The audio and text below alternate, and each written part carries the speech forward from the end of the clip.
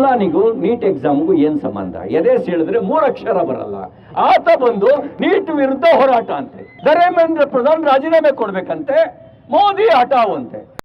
CT Ravi ಅವರು ಭಾಷಣವನ್ನು ಮಾಡ್ತಿರ್ಬೇಕಾದ್ರೆ ಹೇಳ್ತಾರೆ, ಮುಲ್ಲಾನಿಗೂ ನೀಟ್ ಪರೀಕ್ಷೆಗೂ ಏನು ಕನೆಕ್ಷನ್ ಇದೆ ಅಂತ ಕೇಳ್ತಾರೆ. ಎದೆ ಸೀಳಿದ್ರೆ 3 ಅಕ್ಷರ ಇಲ್ಲ ಅಂತ ಹೇಳ್ತಾರೆ CT ರವಿ ಅವರು. CT ರವಿ ಅವರೇ, ನೀವು ಈ ಭಾಷಣವನ್ನು ಹೇಳಿದ್ರಿ, ಆಮೇಲೆ ಕೇಸ್ ಆಯಿತು, ಪೊಲೀಸ್ನವ್ರ ಮುಂದೆ, ಮಾಧ್ಯಮದ ಮುಂದೆ ನೀವಿವಾಗ ಹೇಳ್ತಾ ಇದ್ದೀರಾ ಯಾವುದೋ ಒಂದು ಘಟನೆಯನ್ನು ಬಿಹಾರಲ್ಲಿ ನಡೆದಿರೋದನ್ನು ತೋರಿಸಿ ನಾನು ಈ ಘಟನೆ ಬಗ್ಗೆ ಹೇಳಿದೆ ಅಂತ ಹೇಳ್ತೀರಾ. ಆ ಘಟನೆಗೂ ನೀಟ್ ಪೇಪರ್ ಲೀಕ್ ಪ್ರೊಟೆಸ್ಟ್ಗೂ ಯಾವುದೇ ಸಂಬಂಧ ಇಲ್ಲ. ಇಷ್ಟು ಈ ಒಂದು ಚಿಕ್ಕ ವಿಚಾರವನ್ನು ನಿಮಗೆ ಹೇಳ್ಕೊಡೋದಕ್ಕೆ ನಿಮ್ಮ ಜೊತೆ ಯಾರೂ ಟೀಮ್ ಮೆಂಬರ್ಸ್ ಇಲ್ವೇ?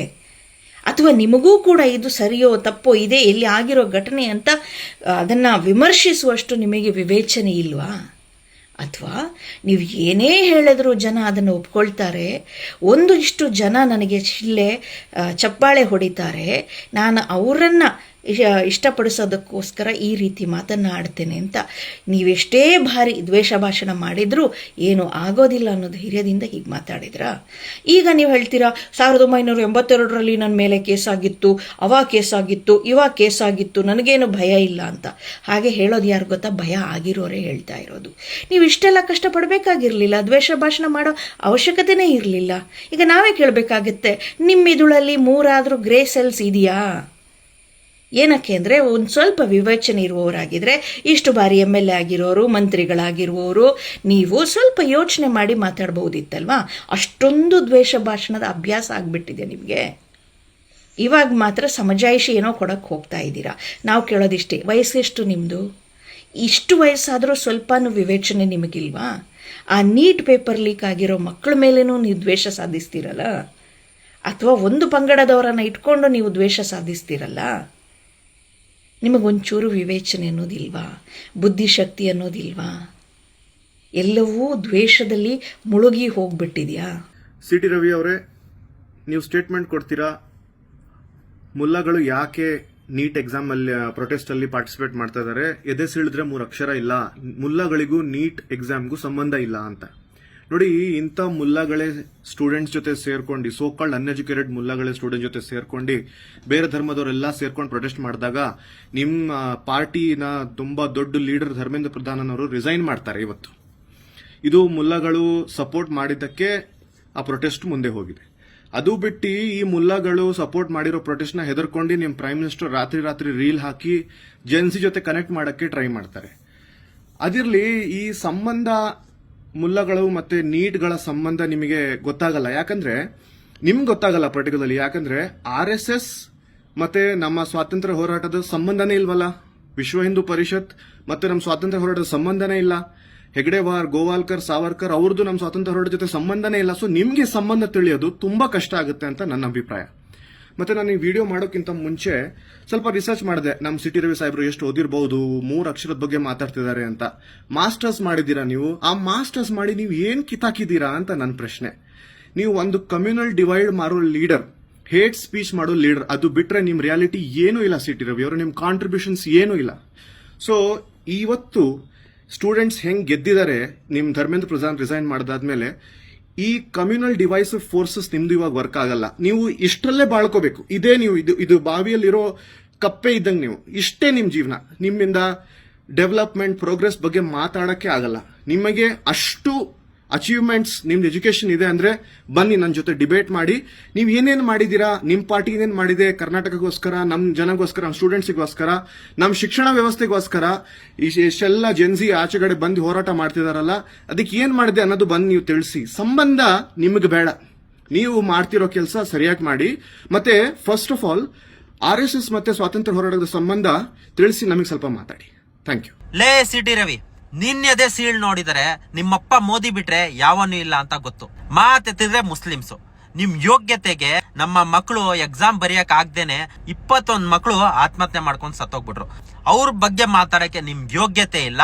ನೀವು ಮುಲ್ಲಾ ಬಗ್ಗೆ ಮಾತಾಡ್ತೀರಾ. ಅದೇ ಎದೆ ಸೀಳಿ 4 ಅಕ್ಷರದಿಂದ ಡಾಕ್ಟರ್ APJ ಅಬ್ದುಲ್ ಕಲಾಂ ಅವರು ಬ್ರಹ್ಮೋಸ್, ಪೃಥ್ವಿ, ಅಗ್ನಿ ಈ ತರ ಮಿಸೈಲ್ ರೆಡಿ ಮಾಡಿಕೊಟ್ಟಿದ್ದಾರೆ. ನಮ್ ಇಂಡಿಯನ್ ಗೌರ್ಮೆಂಟ್ ಅಮೆರಿಕಾದವ್ರು, ಯುರೋಪ್ ಅವ್ರಿಗೆ ಎದೆ ತಟ್ಟಿ ನಿಂತ್ಕೊಂಡು ಮಾತಾಡ್ತಿದೀವಿ ಅಂದ್ರೆ ಇದೇ ಮಿಸೈಲ್ ಪವರ್ ಇಂದ ನಾವ್ ನಿಂತ್ಕೊಂಡ್ ಮಾತಾಡ್ತಾ ಇರೋದು. ನೀನು ಬಂದಿನ್ ಮುಲ್ಲಾ ಬಗ್ಗೆ ಮಾತಾಡ್ತಾ ಇದೀಯಾ? ನಿಮ್ಮಪ್ಪ ಚಡ್ಡಿ ಹಾಕೊಂಡಿ ಬ್ರಿಟಿಷರ್ ಹತ್ರ ಪಿಂಚನ್ ತಗೊಬೇಕಾದ್ರೆ ಅದೇ ಮುಲ್ಲಾ ಅವರು, ಮೌಲಾನಾ ಅಬ್ದುಲ್ ಕಲಾಂ ಆಜಾದ್ ಅವರು, ಅಶ್ವಾಕುಲ್ಲಾ ಖಾನ್ ಅವರು ಇದೇ ಎದೆ ತಟ್ಟಿ ಬ್ರಿಟಿಷರ್ ಹತ್ರ ಹೋರಾಡ್ತಾ ಇದ್ರು. ನೀನ್ ಬಂದಿ ಮುಲ್ಲಾ ಅವ್ರ ಬಗ್ಗೆ ಮಾತಾಡ್ತೀಯಾ?